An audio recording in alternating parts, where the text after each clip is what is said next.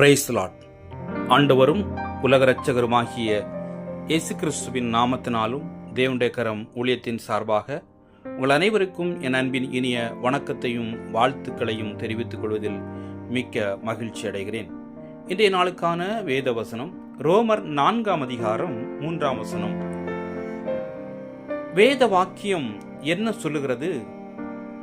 Abraham தேவனை விசுவாசித்தான், அது அவனுக்கு நீதியாக எண்ணப்பட்டது என்று சொல்லுகிறது. வேத வாக்கியம் என்ன சொல்லுகிறது? ஆபிரகாம் தேவனை விசுவாசித்தான்.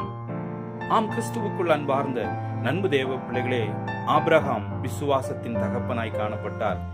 ஆபிரகாமுக்கு குழந்தை இல்லாதிருந்த போது கர்த்தர் குழந்தை கொடுக்க ஆபிரகாமுக்கு விரும்பினார். ஆனால் தேவன் சொன்னதை அவர் விசுவாசித்தார்.